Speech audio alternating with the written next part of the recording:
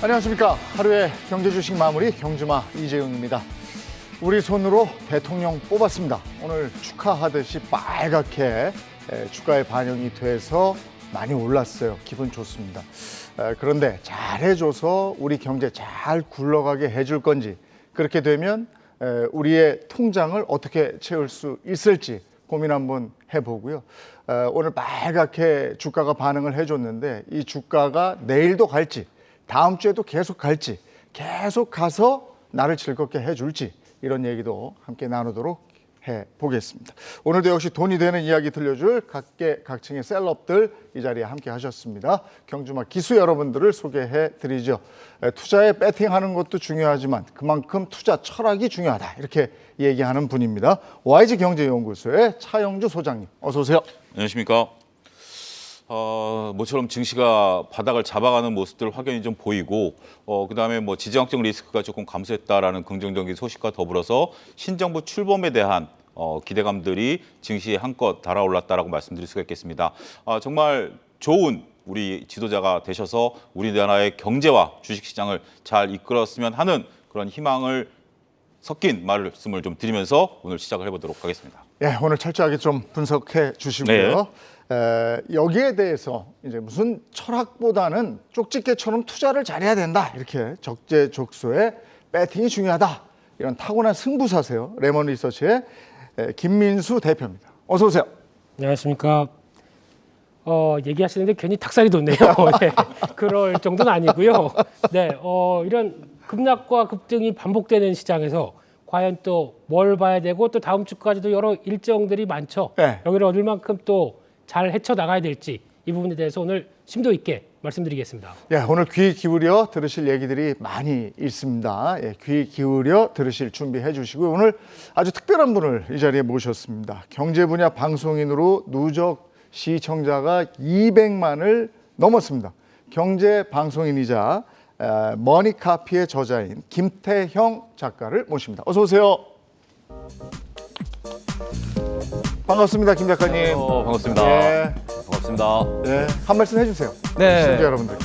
안녕하세요. 반갑습니다. 제가 맨날 이제 유튜브와 아프리카 TV라는 플랫폼에서 방송을 하고 있고요.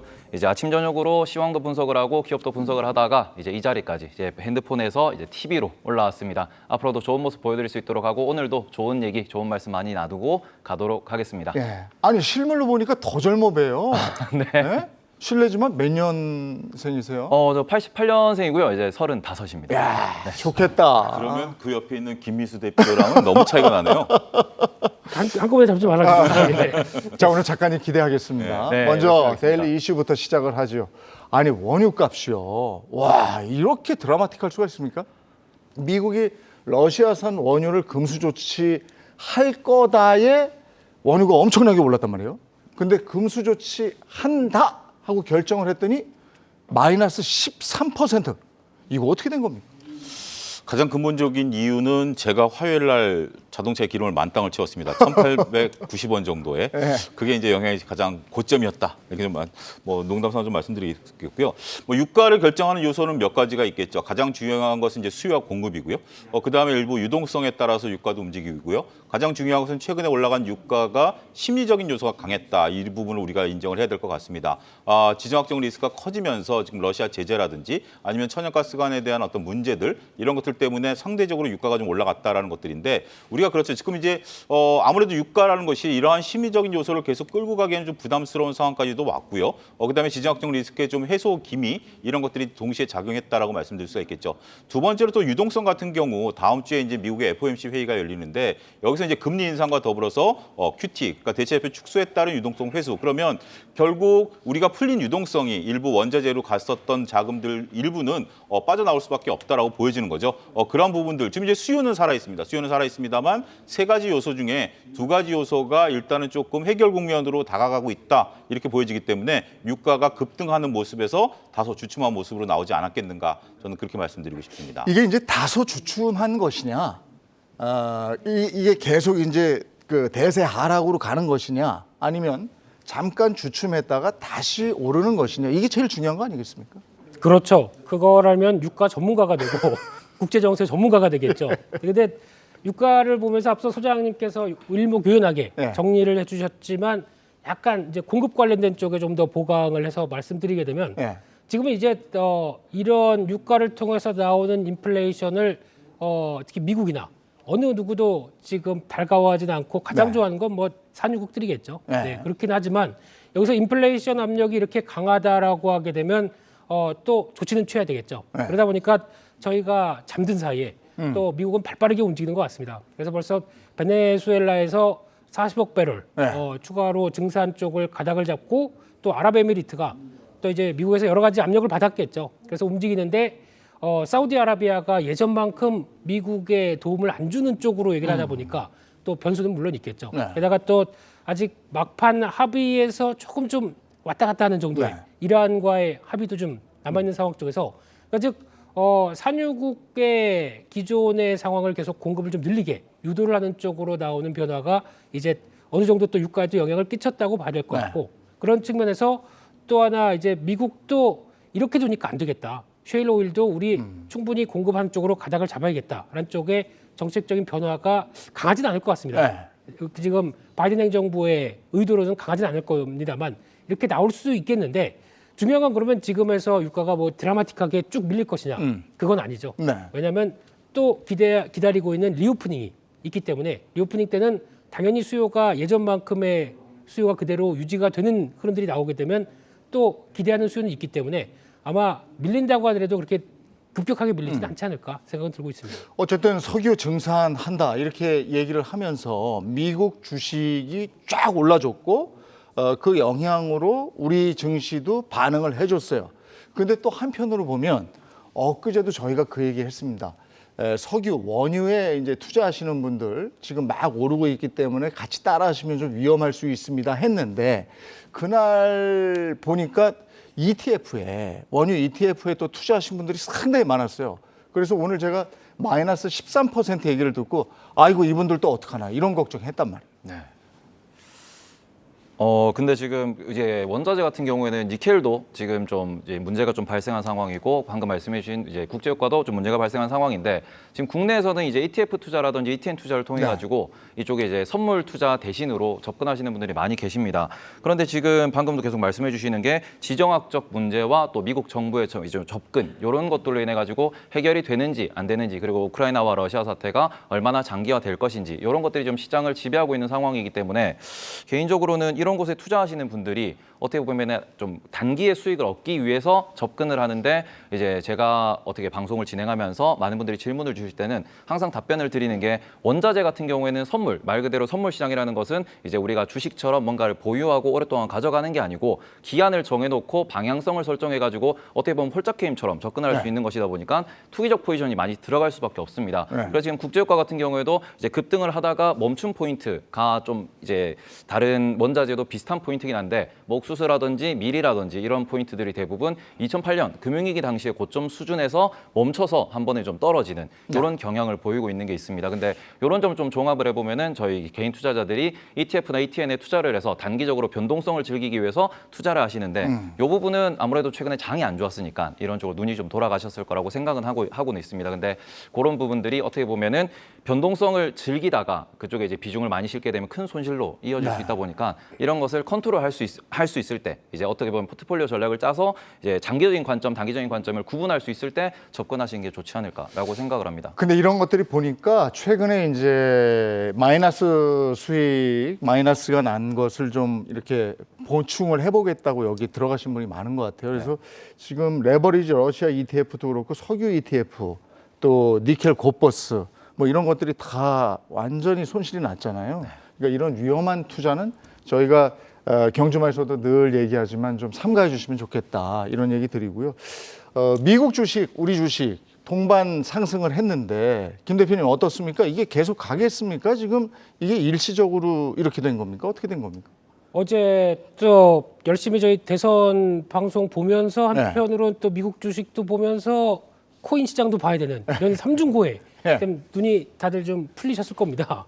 근데 어제 나왔던 여러 가지 흐름을 보게 되면 가장 먼저 촉발은 유럽 시장이 시작을 했고요. 네. 유럽 시장이 특히 그동안에 상대적인 위축이 많이 받았었던 그리고 또 약간 숏 커버링 성격의 매수세가 강하게 들어오다 보니까 네. 그게 또 같이 알고리즘 비슷한 매매들이 끌어올린 이런 변화가 나왔다고 보여지고 있는데 네.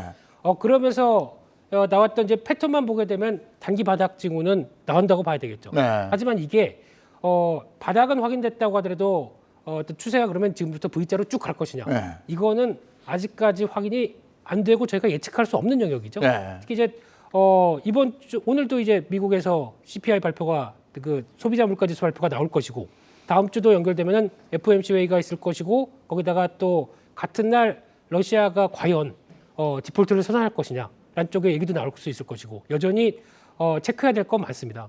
그러다 보니까 이런 거 하나하나 다 따져서 그래 오늘은 매수 내일은 매도 이렇게 대응해서 완벽한 타이밍을 가져가서 내 계절을 불리겠다라고 하는 대응은 힘들겠죠. 네. 뭐 신의 영역이다 보니까 그렇기 때문에 그런 거를 어느 정도 변동성을 감수를 하고 대응할 수 있는 전략을 짜시는 게 더 좋지 않나 한쪽에서 그러면 반대로 현금이 좀 있으시다라고 하게 되면 약간 또 어떤 분할 매수 쪽으로 접근한다든가 아니면은 어느 정도 좀 올라서 살짝 정리했다가 다시 싸게 되면 살 것이다라고 전략을 짜는 등 여러 가지 변화는 좀 필요하겠죠. 네. 근데 결론은 일단 일정이 아직 남아 있기 때문에 이런 변동성을 대비할 수 있는 전략들 만들어가는 게 좋지 않나 싶습니다.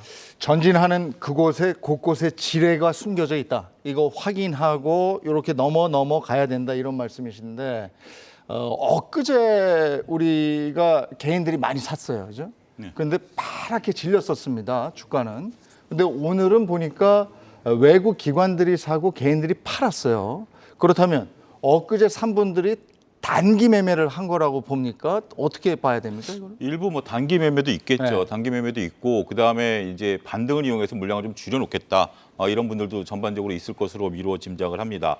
근데 저는 지금 시장에서 뭐 김민수 대표가 잘 얘기하셨어요. 바닥을 잡아가는 과정에 대해서는 제가 지난주에서도 말씀을 드린 바 있고 그렇지만 바닥이 상승을 의미하지는 않는다라는 부분들도 말씀을 드렸습니다. 근데 우리가 이제 지금 뭐 돌다리도 두드려가자라는 심정으로 이제 장을 보긴 해야 되겠습니다만 우리가 이제 김민수 대표가 얘기하신 지뢰들은 분명 존재하죠. 근데 이 지뢰라는 것이 우리가 이제 있는지 없는지 모를 때가 무서운 것이지 예. 지뢰가 있다라고 한다라면 나름대로 어느 정도 대비책을 세우는 거 아니겠습니까? 물론 이제 지뢰를 잘못 밟으면 장렬하게 우리가 피해를 볼 수도 있는 부분들이 있겠습니다만 저는 미국 증시는 뭐 좀 잘 모르겠어요. 제가 원래 미국 증시를 잘 안 해서 그런지 모르겠습니다만 미국의 최근의 변동성을 보게 된다라면 지정학적 리스크라고 설명하기 어려운 변동성이 굉장히 커요. 네.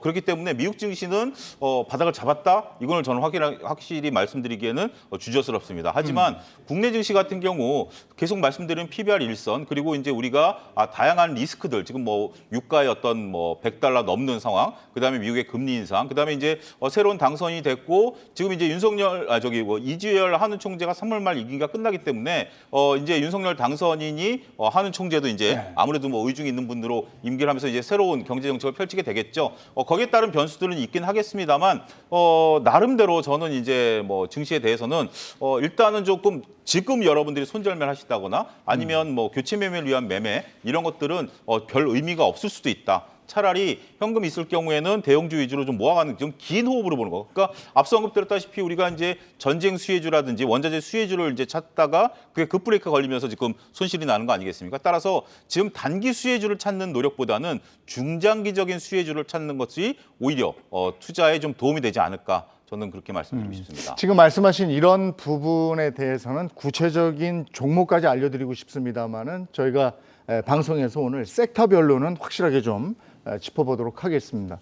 그리고 미국하고 유럽 증시가 오르니까요. 네. 많은 분들이 야 그렇다면 지정학적 리스크가 이제 해소되는 것이냐. 네. 러시아 우크라이나 전쟁이 그러면 이제 끝날 때가 됐나? 그래서 반응한 건가? 이런 생각을 하게 되거든요. 네. 네. 근데 우크라이나에서 실제로 어제 젤렌스키 대통령이 이제 푸틴 대통령을 향해 가지고 이제 어떻게 보면은 우리가 이 정도까지는 양보할 수 있다라는 의견을 좀 제시를 하게 했습니다. 이제 거기에 포함된 게 지금 기존에 이제 우크라이나 사태가 촉발됐던 원인이던 루안스크, 그다음 도네츠크 그 두 공화국에 네. 대해 가지고 이제 우리가 그쪽에 대해서도 양보를 하고 그다음에 지금 이제 우리가 전쟁을 좀 이제 러시아와 지금 이렇게 많은 희생을 치르고 있는 것을 인도주의적으로 해결하기 위해 가지고 네. 조금은 우리도 이제 본인들이 원하는 러시아에서 원하는 것을 내어줄 생각이 있다라는 식으로 먼저 주사위를 던졌다라고 생각을 할 수 있고 이제 그 소식도 이제 어떻게 보면은 원자재 시장을 조금 안정시키는 기폭제가 됐다라고 볼 수 있을 것 같은데요.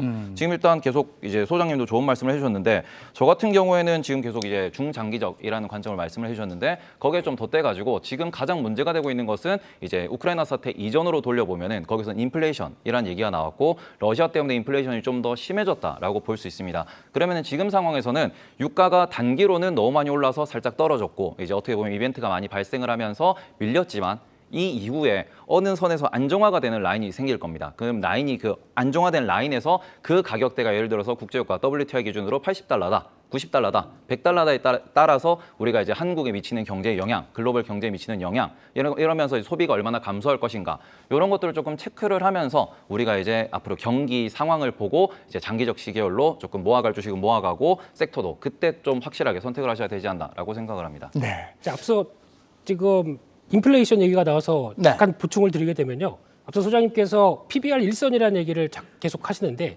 PBR 일선이 고정된 게 아닙니다. 앞서 인플레이션에 대한 영향이 나오게 되면 기업들이 당연히 영향을 받고 실적들이 줄어들겠죠. 네. 그게 영향을 받기 시작하게 되면은 실적들의 영향 그리고 또 그에 따른 자산가의 영향들은 이제 저희가 보통 많이 쓰는 게 트레일링이라고 쓰지 않습니까? 그러니까 추적해서 올해 전망치를 봤었을 때 네. 줄어들 거를 감안하고 자산 대비해서 따진다라고 하게 되면 더 내려갈 수도 있겠죠.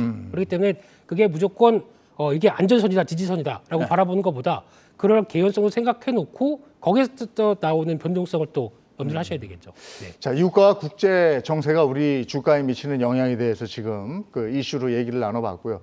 자, 이제 어제 투표를 했고 오늘 당선인이 결정이 됐습니다. 이게 다음 대통령이 누군지 이제 확실히 알죠.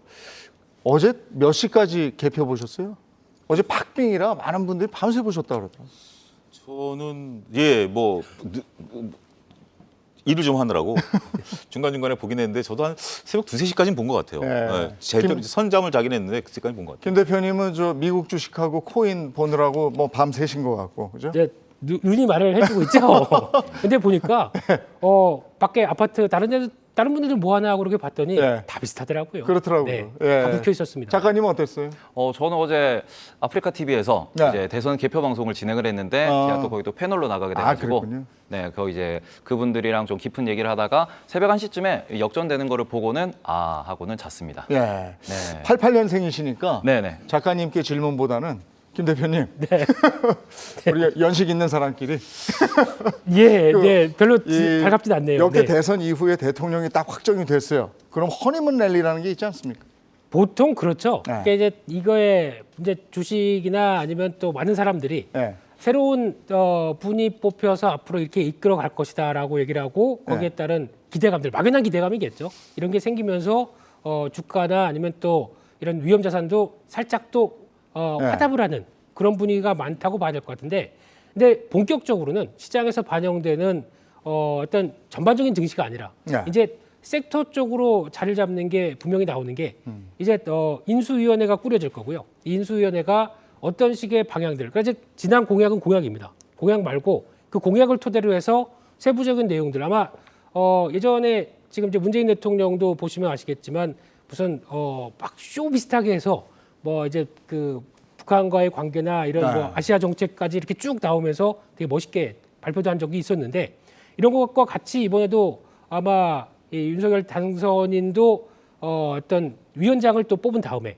거기서 이제 조만간 한 뭐 일주일에서 한 달 내 안쪽에선 관련된 내용들이 나올 겁니다. 네. 근데 저희가 기존에는 정책 테마라고 해서 뚜렷하게 갔던 게 별로 없었습니다. 근데 이번에는 그래도 새로운 대통령이 이제 탄생하다 보니까 거기서 나올 수 있는 정책적인 부분에 대해서 그동안엔 조금 구체화된 건 없었지만 네. 지금부터 구체화되기 시작해서 뭔가 좀 뭐 5대 과제라든가 네. 또 핵심적인 정책에 대한 방향성들을 강하게 했을 때 이때부터는 정책 관련된 종목들이 네. 이제 좀 움직이지 않을까 이렇게 바라보고 있습니다. 근데 정책 관련 주가 이미 오늘 좀 반영이 되지 않았습니까? 그 국제 유가가 마이너스 13% 뭐 이렇게 된 것도 반영이 됐겠지만 오늘 보니까 건설이나 이런 쪽이 오르는 거 보니까요. 이게 반영이 된 거 아니겠습니까? 그러니까 아직까지 이제 정책이다라고 말씀드리기에는 김민수 대표 말이 맞죠. 네. 그러니까 이제 지금 언론에 보도되기로는 안철수 이제 인수위원장이 되실 것으로 현재 지금 알려지고 있고 네. 이분이 지금 이제 이런 것들을 하고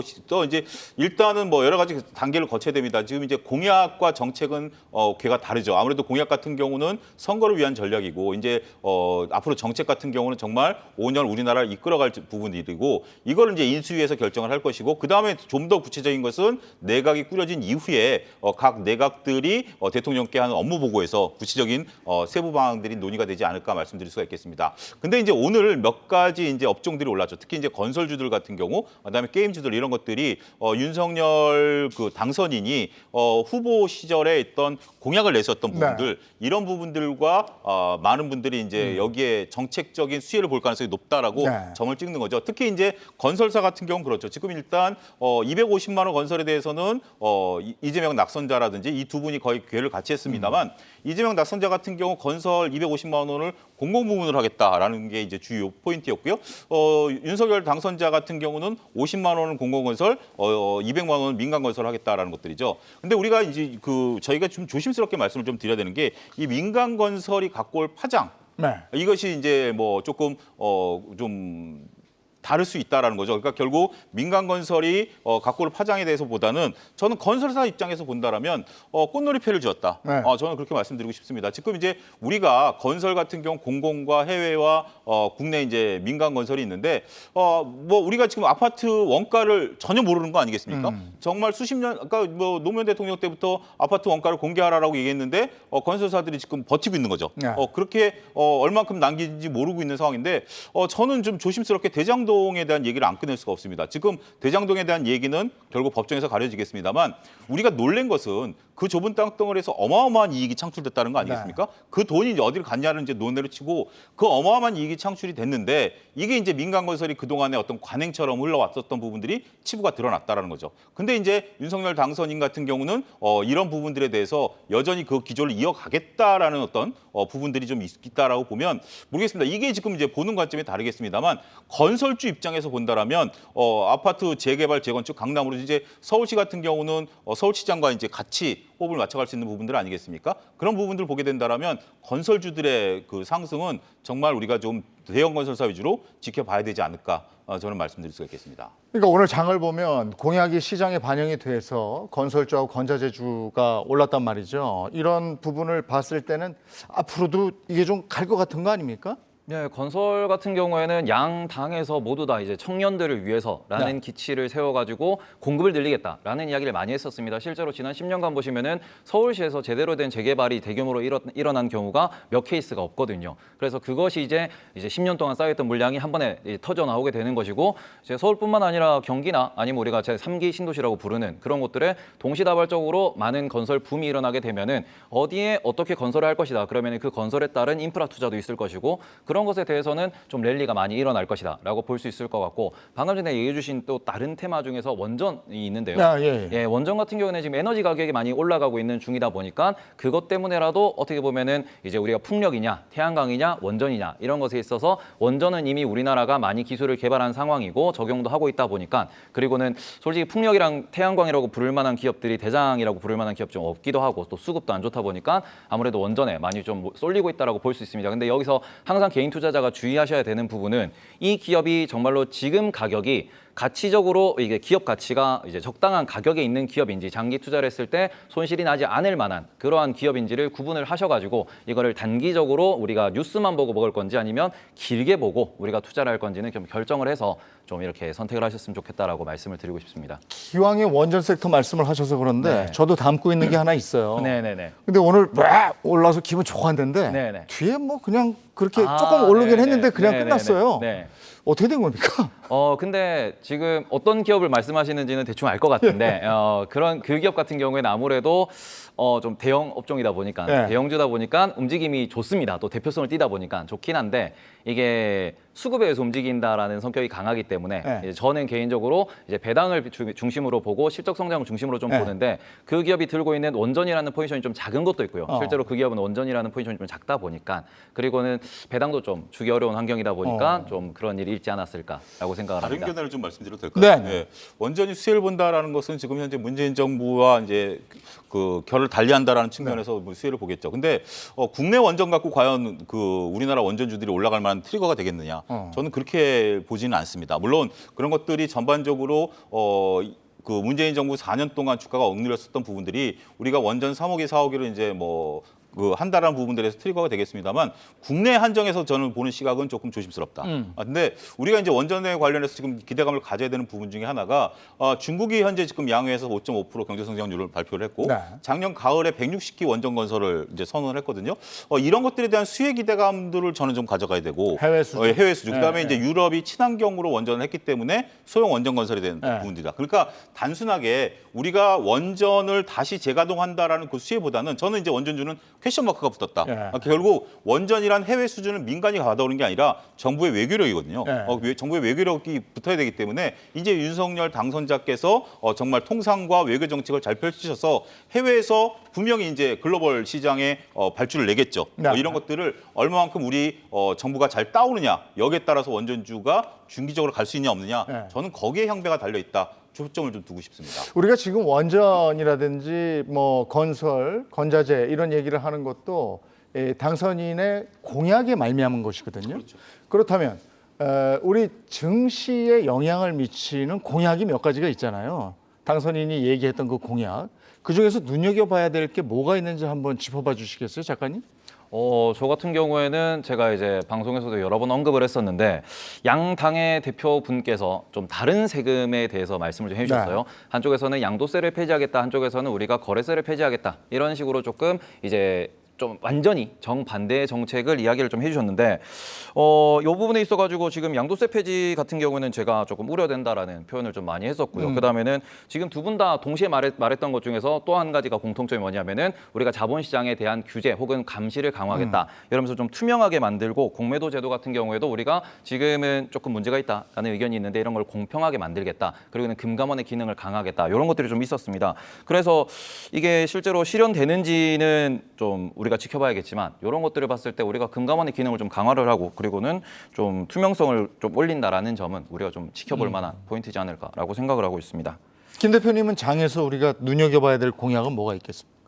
뭐 거기서 다 비슷하죠. 네. 비슷한데 원래 금융이라고 하는 쪽은 물론 이제 규제도 필요합니다. 네. 근데 그만큼 여러 가지 이제 돈의 흐름들을 쫓아서 만들 수 있을 만큼 다양한 아이디어가 같이 나오면서 있게 되면은 창의도 같이 필요하거든요. 네. 근데 지금 나오는 일색은 일단 규제가 또 많이 들어간다는 부분에 대해서 일단 뭐 이게 썩 좋은 현상은 아니다라고 생각이 들고 있고요.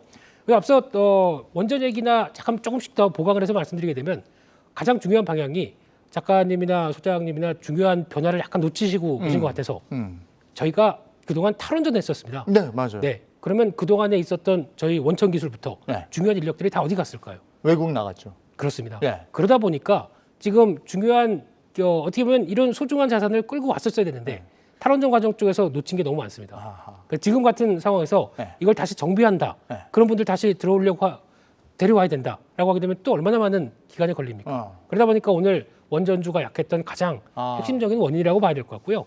앞으로 시간이 또 걸립니다. 네. 게다가 또 이제는 SMR이라고 하는 소형 원전이 가장 큰 대세가 될 걸로 보여지고 있고 앞서 얘기하셨던 그 D 무슨 회사 같은 네. 경우도 미국 회사와 함께 원천 기술을 확보하려고 지금 하던 상황 쪽에서 네. 탈원전이 발생하다 보니까 가장 허탈한 거죠. 네. 그래서 이게 보강이 되면서 이제 어느 정도 D 그룹에 대한 뭐 네. 그룹 전반적인 상황들이 어느 정도 많이 개선됐기 때문에 이젠 이 회사가 회사도 인수하네요. 뭐 테스나 이런 것도 인수하면서 여력들을 찾아가려고 하는데 여기서 이제 중요한 게 그런 구실점들을 얼만큼 만들어 줄 수 있느냐 이게 가장 또 핵심이라고 봐야 될 것 같고요.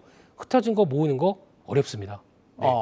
그래서 아마 전 개인적으로는 해야 되겠는데 몇 년을 놓쳐버려서 그렇죠. 그러니까 오늘 아침에 원전주가 반응한 것은 야 이제 되나 보다 하고 갔는데 네. 가보니까 알맹이가 그때 없어요. 일하던 사람들 다 어디 간 거야? 이렇게 됐다 이겁니까? 그렇습니다. 네, 그게 현실입니다. 그러면 건설도 오늘 확 갔는데 네.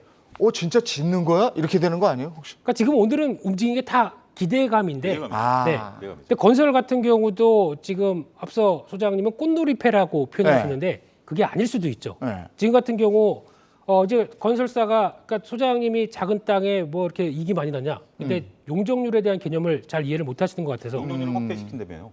그러니까 그렇게 되면은 그게 가능합니다. 네, 근데 그러니까요. 이게 쉽게 말씀드리면 가능한데 이제 분양 원가가 잘못하게 되면 또 폭등하게 생겼습니다. 원자재 가격들 이렇게 다 올랐죠. 그러면 건자재 쪽에서 우리 이만큼 원자재 올라서 이거 승인해 주세요. 그러면은 이거를 충분히 받아줄 수 있을까요? 그러면 그 높은 분양 원가를 가지고 소비자들한테 공급했었을 때 저항이 없을까요? 그러게 되면 이런 부분들도 얼만큼 원가 관리를 잘하느냐. 이것도 앞으로의 건설사의 숙제긴 한데 저는 개인적으로 이런 국내 관련된 모멘텀도 모멘텀이지만 해외 쪽의 변화들도 같이 체크해 보자 이렇게 말씀드리고 싶습니다. 근데 오늘 이제 오늘 보니까 GS건설이나 KCC나 이런데 건설사, 건자재 회사 또 원전사 올랐다가 조금 떨어졌다고는 하지만 올랐단 말이에요. 근데 이런 걸 보면요, 저 같은 소액 투자자들도 야 엊그제 살 걸 말이야. 이걸 엊그제 샀으면 오늘 올랐는데 오늘 살래니까 사실 부담스러워요. 이럴 때 심리를 어떻게 가져가야 됩니까?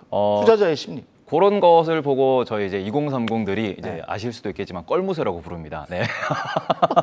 무슨 뜻이에요? 아, 맨날 껄 하는. 껄. 네. 그래서 이제 팔걸 팔걸.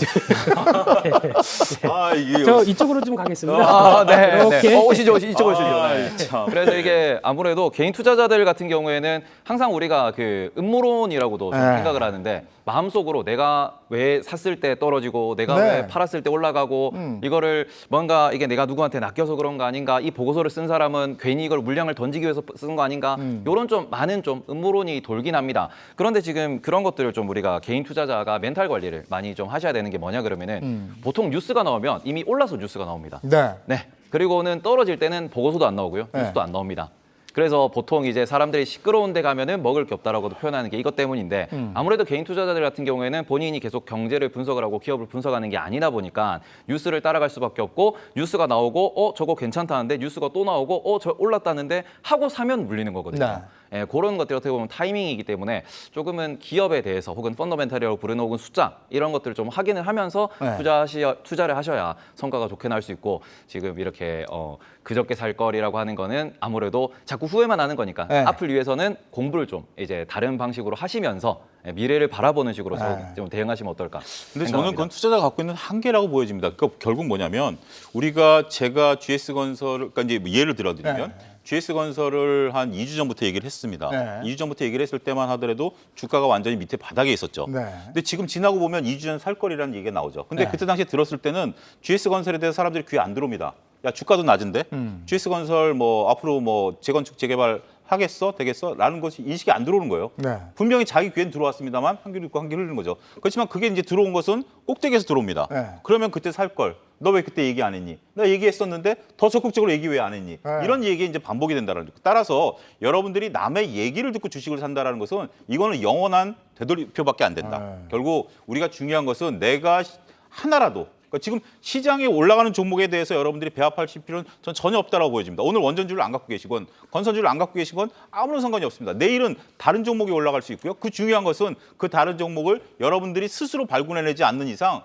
여러분들의 껄껄이라는 얘기는 영원히 되풀이될 수밖에 없는 숙제다. 네. 2030뿐만이 아니라 7080도 마찬가지입니다. 네. 그렇게 말씀드리고 싶습니다. 아니 그거를 우리가 찾기가 힘드니까 경주말을 통해서 힌트를 좀 줬으면 좋겠는데 그냥 껄껄 안 하게 진짜 들여왔어요. 한번, 네? 들여왔어요. 들어왔어요? 네.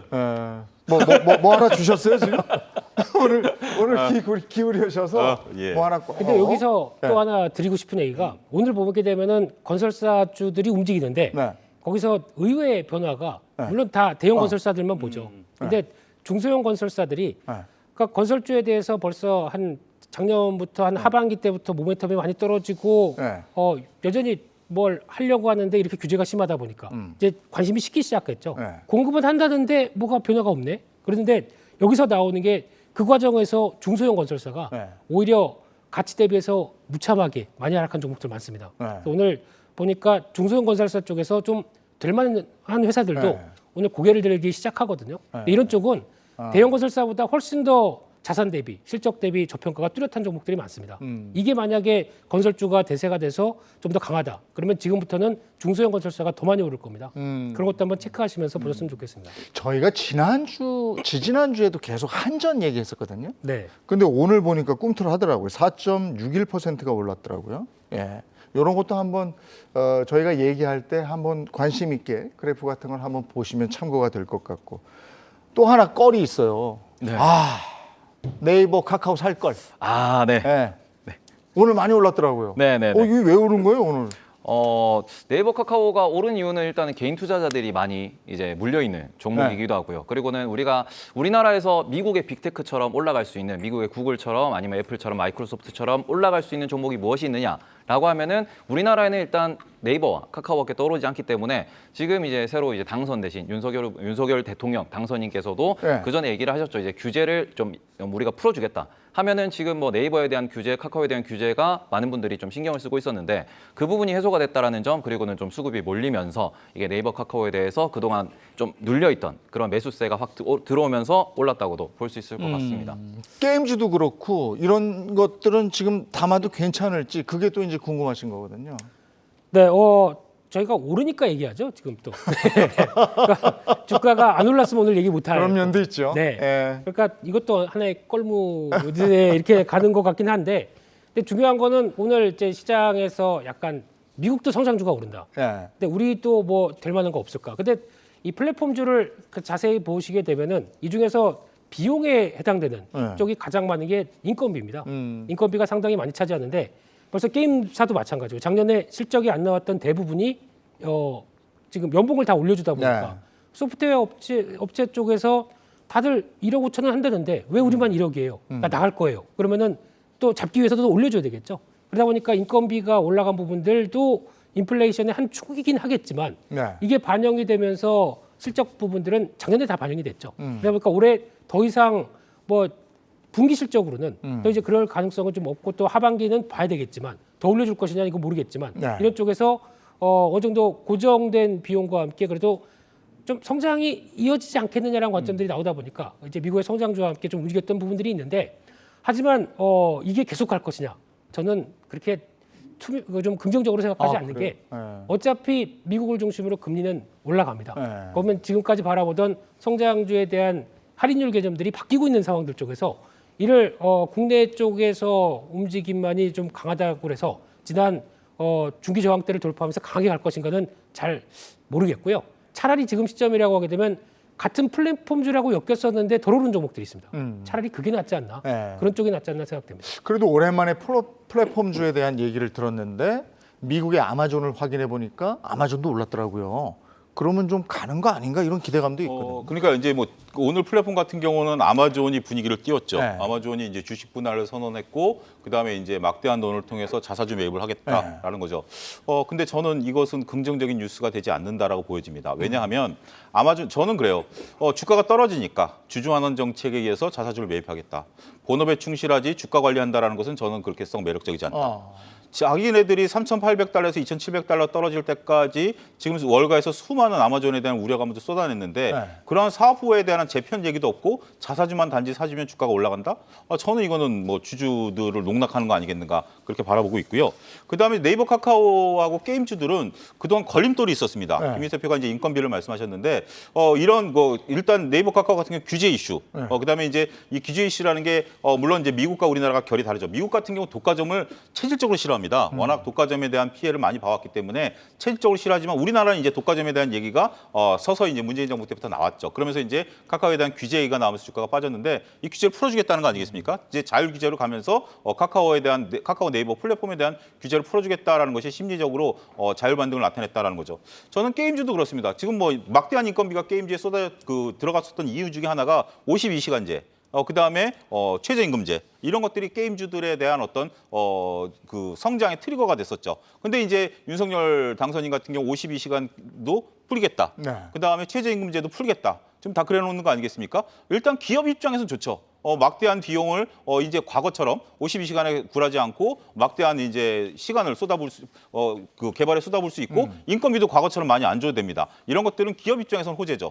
그리고 우리가 이제 뭐 소상공인을 살리겠다. 소상공인을 살리는 거와 플랫폼을 키워가는 것은 저는 상극이다라고 보여지는데 그걸 같이 하겠다라고 하세요. 어쨌든 운영의 묘를 잘 살리시긴 하겠습니다만 이런 걸 보라보게 된다라면 지금 네이버 카카오의 단기 반등 이해는 갑니다. 하지만 결론은 저도 김민수 대표랑 결을 같이 합니다. 이걸 갖고 우리가 지금 투자하기에는 플랫폼에 대한 기대가 아마존에 대해서도 미국에서 지금 굉장히 많이 시각이 바뀌었거든요. 따라서 단순하게 플랫폼이 성장한다라는 것은 조금 조심스럽다 말씀드리고 싶습니다. 근데 어쨌든 자사주 매각하고 이러면은 주가는 좀 오르긴 하지 않습니까?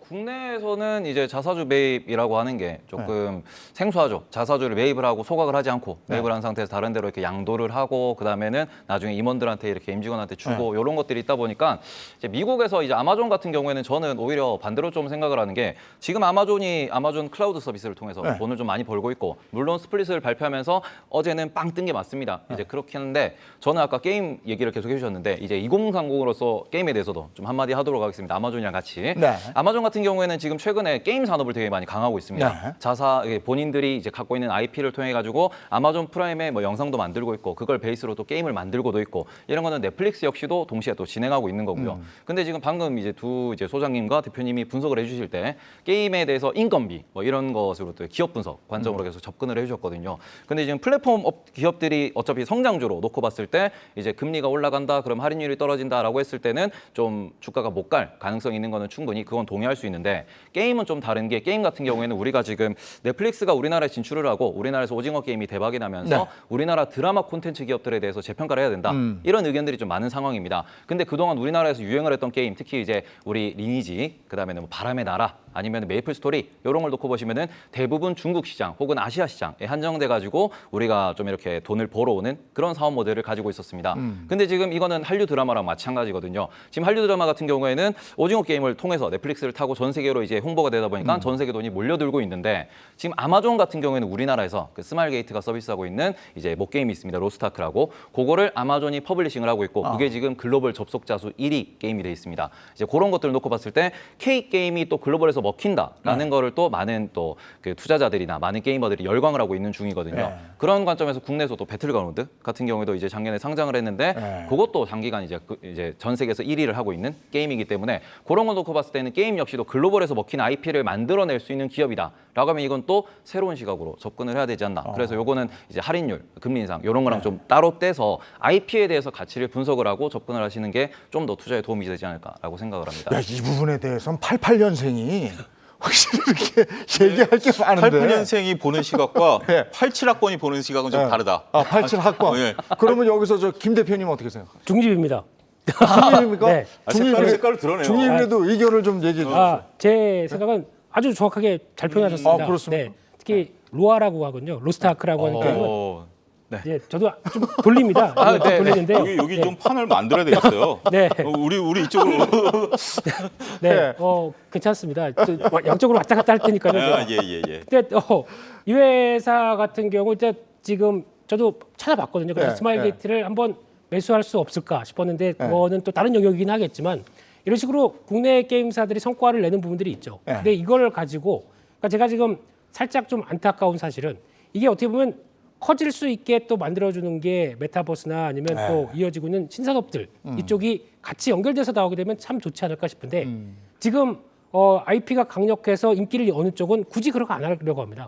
네, 지금이라도 충분히 성과를 내고 있는데 근데 그게 조금 부족하지만 새로운 쪽으로 연결을 시켜서 뭔가 돌파구를 마련하겠다. 그러니까 즉 쉽게 말씀드리면 컴투스 같은 경우도 서머너즈와 클로니클을 원래 그냥 내려고 하다가 지금 P2E로 결합해서 내려고 하는 이유가 그런 식으로 새로운 영역을 개척하겠다는 입장이거든요. 그래서 국내 게임사들의 이런 절실한 노력들 같은 경우는 성과가 나게 되면 당연히 밸류업이 됩니다. 근데 그 전의 과정이다 보니까 이런 여러 가지 교차되는 시각들이 있다고 봐야 되겠죠. 그러면 이쪽 분야에 대해서는 이제 규제를 좀 푼다니까 네. 그건 차차 지켜보도록 하고 이 관련해서는 또 얘기를 나누도록 하고요. 이번에는 그 주주총회, 요거 한번 넘어갈게요. 기업들의 주총 시즌이라고 그러는데 제일 먼저 시작하는 게 16일이죠. 삼성전자 주총 시작하고 포스코, LG화학, 현대차 주총이 연달아서 있어요. 근데 주총 얘기하면 우리 주식 시장에서 늘 부족한 거 배당에 대한 얘기를 안 할 수가 없는데 글쎄 요즘 같은 시장에서는 배당이라도 좀 나오면 내 주식이 좀 떨어져도 조금 기다릴 수가 있는데 배당도 변변치 않고 이러니까 자꾸 살았다 팔았다 하는 게 아닌가 싶어요. 이 부분에 대해서 어떻게 생각하세요? 배당과 관련해서는 그 워렌 버핏이 그 주주 서한에 쓴 명언이 있죠. 버크셔 회사에는 배당을 안 합니다. 그러니까 워렌 버핏의 모 회사인 버크셔 회사 배당을 안 하는데 주주들이 이제 배당을 왜 안 하느냐라고 했을 때 주주 서한에서 이렇게 밝혔죠. 내가 여러분들에게 배당을 주는 것보다 내가 운영하는 게 수익률이 더 좋다. 그러니까 내가 당신들한테 배당을 좀 줘서 당신들이 은행 예금을 하던 다른 데 투자하는 것보다 내가 투자해서 더 높은 수익을 안겨주겠다. 이게 워렌 버핏의 이제 명언이죠. 저는 그런 관점에서 봐야 된다라고 말씀드릴 수가 있겠습니다. 우리가 단순하게 미국과 비교해서가 아니라 성장하는 기업 같은 경우는 자금을 내부에 놔두는 게 나아요. 외부로 이제 유출하는 것보다는 성장하는 기업들, 그러니까 우리가 이제 그동안 고도 성장을 해왔기 때문에 많은 기업들이 성장에 이제 투자를 많이 해야 되니까 이런 것들을 배당으로 주기보다는 사내 재투자를 통해서 성장성을 키워왔다라는 것에 저는 방점을 찍고 싶고요. 단지 이제 우리가 박근혜 대통령 때 이제 나온 기업소득 환류세제를 나오면서 배당에 대한 어떤 그런 것들을 많이 이제 띄워주셨는데 이제 성장이 멈춘 기업은 그럼 어떡하느냐? 성장이 멈춘 기업 같은 경우는 배당을 주는 것이 맞다. 결국 성장이 멈춘 기업 같은 경우는 사내에 자금을, 그러니까 사내 예금을 쌓아놓는 것은 여러분들의 그 기업들의 어떤 뭐 현금이 많다. 이건 좋은 게 아닙니다. 우리가 왜 투자를 하겠습니까? 우리도 은행에 넣어둘 수 있어요. 근데 투자한다라는 것은 은행 이자 플러스 알파를 원하는 건데 기업들이 은행에다 돈을 쌓아놓고 있다? 이거는 뭐 우리랑 똑같은 거죠. 그럼 그 기업에 투자할 이유가 없는 거죠. 따라서 이렇게 유보금만 쌓이는 기업들 같은 경우는 배당을 주는 게 맞다라는 건데 저는 배당과 관련해서 좀 쓴소리 한마디 하려고 오늘 나왔습니다. 단단히 벼르고 나왔는데 포스코에 대해서 정말 저는 화가 납니다. 그러니까 우리가 뭐냐면 주식 투자를 하는 데서 특히 배당주 투자의 기준은 배당 성향입니다. 그러니까 이 회사가 순이익은 들쑥날쑥할 수 있기 때문에 배당액이 들쑥날쑥하는 것은 인정하죠. 그렇지만 이 회사가 3개년도에 배당 성향, 그러니까 이제 순이익의 일정 부분, 그러니까 30%, 20%, 20%를 배당을 꾸준히 준 거는 배당 투자주로서 유망하다라고 교과서에 나온 얘기죠. 거기에 맞춰서 포스코가 2020년에 앞으로 3년 동안 배당 성향 30% 유지하겠다라고 해서 많은 분들이 연말에 2021년 연말에 31일자로 포스코를 사신 분들도 있을 겁니다. 근데 지금 나온 언론에 나온 얘기는 이익이 생각보다 많이 나와서 2021년에 배당 성향을 30%에서 20% 줄이겠다라는 거죠. 그래, 저는 포스코 같은 회사가 이해를 못하는 이익금이 많으면 배당을 많이 해야지 왜 줄이지 이런 생각했었거든요. 그러니까 이제 배당 성향이면 그러니까 전체 이익의 파이가 커지면 30%는 커지는 건데 20%만 주겠다라는 것은 저는 주주들 입장에서는 포스코가 앞으로 무슨 뭐 중국 관련해서 사업을 한다 뭐 한다 한 번 주주를 속인 회사는 언제든지 주주를 속일 수 있다라는 관점에서 보면 저는 이러한 포스코의 이번 행태는 LG엔솔의 물적 분할과 더불어서 정말 많은 소액주주분들이 분노해야 되는 문제가 아니겠는가 말씀드리고 싶습니다. 이런 것 때문에 그동안 배당주를 사고도 화가 났던 투자자들이 상당히 많이 계시거든요. 근데 어쨌든 우리 상장 기업들이 이런 배당을 늘려나가는 추세인 건 맞는 거죠. 네, 맞습니다. 지금 올해 같은 경우에는 많은 대부분의 기업들이 실제로 지주사부터 사업회사까지 배당을 늘리고 있는 그런 좀 추세를 보이고 있습니다. 근데 이거는 이제 기술의 발달과 인터넷의 발달 때문에 이런 현상이 좀 생기고 있다라고 말씀을 드리고 싶은데요. 실제로 이제 제가 매일매일 방송을 진행하고 동시 시청자가 한 1000명 정도씩 나오다 보니까 그분들이 이렇게 막 질문을 많이들 주십니다. 근데 질문 중에 대부분이 우리나라 기업과 미국 기업을 직접 비교를 하세요. 우리나라 기업을 장기 투자했을 때와 미국 기업을 장기 투자했을 때 얻을 수 있는 수익이 어디가 좋고 어느 쪽으로 투자하는 게 더 좋겠는가 이런 것들을 좀 토론을 많이 하는 편이거든요. 근데 그런 거를 좀 진행을 하다 보면 미국 같은 경우에는 이제 코카콜라를 예를 들어보고 한국 같은 경우는 LG생활건강을 예를 좀 들어보도록 하겠습니다. 미국은 이제 코카콜라가 전 세계에서 꾸준히 성장을 하고 이제 포화되다 보니까 이제 성장을 멈추다 보니까 배당을 꾸준히 좀 지급을 하고 있는 편입니다. 그래서 배당률이 한 2.5%에서 3% 사이로 왔다 갔다 하고 있는데 그게 매년 증액이 돼요. 근데 우리나라 기업들 같은 경우는 최근에는 증액되는 기업들이 좀 있지만 2010년대부터 한 2017년, 18년까지 보시면은 뭐 돈을 더 많이 벌든 더 적게 벌든 대부분의 기업들이 배당을 고정 배당으로 지급을 했습니다. 어떻게 보면 우리가 좀 우스갯소리로 이게 대주주의 지갑이다라는 식으로 표현을 할 만큼 대주주가 본인이 얼만큼 받아가기 위해서 그냥 고정 배당을 하는 거지 소액주주들을 위해서 배당하는 것이 아니다. 기업이 성장을 하더라도 네. 그냥 배당을 일정하게 지급한다. 이런 좀 문제점이 있었거든요. 근데 그런 것들을 기술이 발달하고 사람들이 미국 주식을 많이 하시다 보니까 직접적으로 비교를 하기 시작하신 거예요. 네. 비교를 하면서 한국과 미국이 이렇게 차이가 나는구나. 그럼 나는 한국에 투자를 안 하고 미국에 투자를 할래. 아니 저도 그걸 느낀 게요. 저도 미국의 배당주 ETF 하나 든 게 있는데요. 아, 또박또박 잘 줘요. 그러니까 이게 주식은 사실 조금 떨어졌어요. 근데도 안심이 돼서 그냥 계속 넣어놓게 되고, 그리고 그 돈이 쌓이면 이거 조금 더 사야지, 이런 생각까지 든다고요. 이게 이제 배당인데 어쨌든 우리 기업들도 배당을 늘린다고 하니까 이건 한번 주시해서 볼만한 거고요. 자, 우리 중요한 게 있습니다. 오늘 밤에 이제 발표되는 것들이 있는데 그게 내일 주식에 영향을 끼치게 되니까 내일은 우리 경주마가 없단 말이에요. 그래서 뭘 주의해서 봐야 되고 내일은 어떻게 대응해야 되는지 세 분이 한 말씀씩 좀 해줬으면 좋겠어요. 뭘 눈여겨봐야 되는지부터. 김 대표님. 네, 내일 가서 생각하자라고 말씀드리고 싶고요. 너무 이 이슈와 뉴스 가지고 막 네. 보다 보니까 거기 하나하나에 지금 사야 돼, 팔아야 돼, 뭐 이렇게 될 수밖에 없는 게 현실인 것 같긴 한데 내일 중요한 게 소비자 물가지수 얘기는 잠깐 드렸었고, 근데 이게 생각보다 좀 양호하게 나왔다고 절대 좋아할 수 있는 게 아닌 게 네. 지금 이게 2월 달치라고 하게 되면 3월 지금 나오는 현상은 또 반영이 안 된 거죠. 그러니까 전달치다 보니까 그러면 여전히 불안감은 계속 나올 수밖에 없는 상황들이고, 또 이를 통해서 나오는 PCE 지표도 당연히 영향을 끼칠 걸로 보여지고 있는데, 그래서 결론은 당장 또 내일 이 추세 계속 가서 그대로 또 내일도 한 2,700 돌파 이랬으면 참 좋겠지만 네. 이게 그렇지 못하다는 변동성이 크다는 현실 좀 아시고 대응하셨으면 하는 바람입니다. 예. 뭐부터 봐야 됩니까? 저는 지금도 체크를 하고 있는데요. 지금 선물 시장에서 유가가 오르면서 미국 주식이 좀 빠지고 있습니다. 네. 제가 최근에 이제 원자재 인플레이션이 중요하다, 위험하다라고 계속 좀 강조를 하고 있는데요. 이게 아까 전에도 말씀드렸다시피 원자재 가격이 뭐 예를 들어서 국제유가가 지금 고점을 찍고 떨어졌는데 뭐 예를 들어서 $80 정도까지 떨어졌다. 그러면은 경제가 회복되고 소비가 회복되면서 어떻게 보면은 경제가 살아나겠구나라는 기대감으로 주가가 치고 올라갈 수 있겠지만, 이게 덜 떨어지고 $100에서 멈춘다 그러면은 글로벌로 이거는 소비 충격이 올 수밖에 없다라는 분석이 지금 많은 상황이다 보니까 그걸 눈여겨봐라. 네, 지금 당장도 국제유가가 WTI 선물이 오르면서 지금 지수 선물이 좀 많이 밀리고 있습니다. 네. 나스닥이. 알겠습니다. 이런 거 뭘 해보셔야 눈여겨봐야 되죠? 저는 단기적으로 지금 너무 눈여겨보실 필요 없다. 없다. 지금 어차피 지금 시장에 나와 있었던 내용들은 이미 벌써 한두 달 전부터 이게 나왔었던 부분들이기 때문에 그런 거에 일희일비하시기보다는 지금 좀 긴 호흡으로 좀 접근하십사, 그렇게 말씀드리고 싶습니다.